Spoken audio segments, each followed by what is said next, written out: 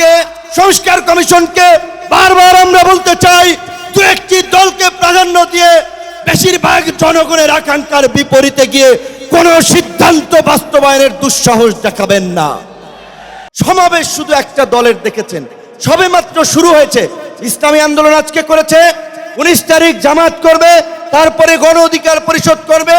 রাষ্ট্র সংস্কার এবং জন আকাঙ্ক্ষার বাস্তবায়নে সমস্ত রাজনৈতিক দলগুলো জনসমাবেশের মাধ্যমে এই সরকারকে তাদের সমর্থন দেখিয়ে দেবে।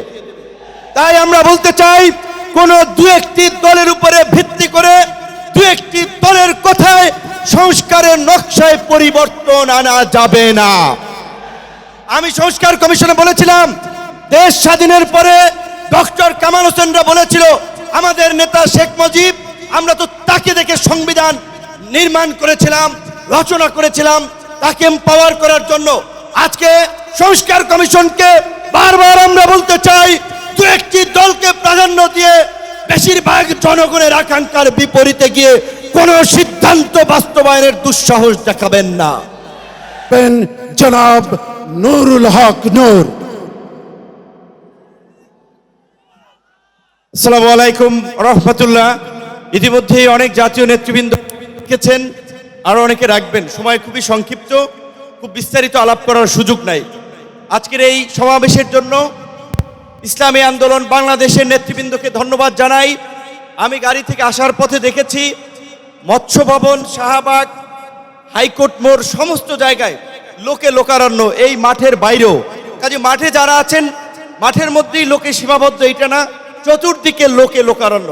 এরকম একটি সফল মহাসমাবেশ আয়োজনের জন্য ইসলামী আন্দোলন বাংলাদেশের সারা দেশের নেতৃবৃন্দকে গণ অধিকার পরিষদের পক্ষ থেকে অভিনন্দন এবং শুভেচ্ছা জানাই।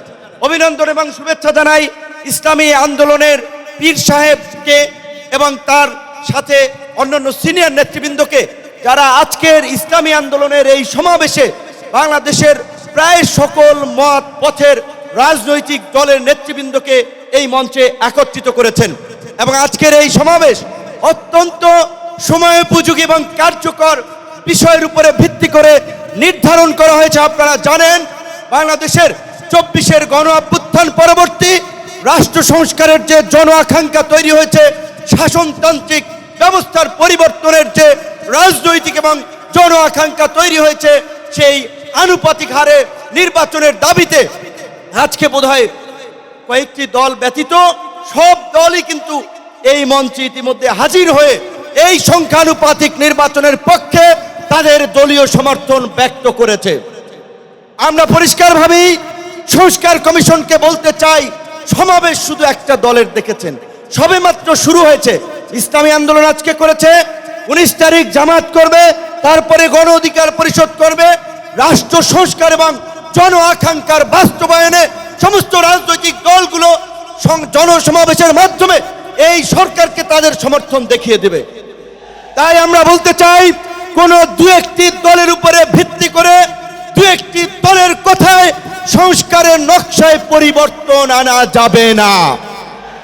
আমি সংস্কার কমিশনে বলেছিলাম, দেশ স্বাধীনের পরে ডক্টর কামাল হোসেনরা বলেছিল, আমাদের নেতা শেখ মুজিব, আমরা তো তাকে দেখে সংবিধান নির্মাণ করেছিলাম, রচনা করেছিলাম, তাকে এম্পাওয়ার করার জন্য। আজকে সংস্কার কমিশনকে বারবার আমরা বলতে চাই, দু একটি দলকে প্রাধান্য দিয়ে বেশিরভাগ জনগণের আকাঙ্ক্ষার বিপরীতে গিয়ে কোনো সিদ্ধান্ত বাস্তবায়নের দুঃসাহস দেখাবেন না। আনুপাতিক হারে নির্বাচন হলে সমস্যাটা কি? কোনো সমস্যা নাই। প্রধানমন্ত্রীর মেয়াদ 10 বছরের বেশি না থাকলে সমস্যা কি? আমরা অত্যন্ত যৌক্তিকভাবে এই কথাগুলো দফায় দফায় আলোচনায় তুলে ধরছি, কিন্তু এটা পরিষ্কার, সংবিধান এই সংস্কার জাতীয় ঐক্যমত্য কমিশন কেন জানি দু একটি দলের প্রতি পক্ষপাতমূলক আচরণ করছে। এই পিয়ার পদ্ধতি তাদের এজেন্ডায় বাদ দিয়ে তারা ঘুরাই দিল।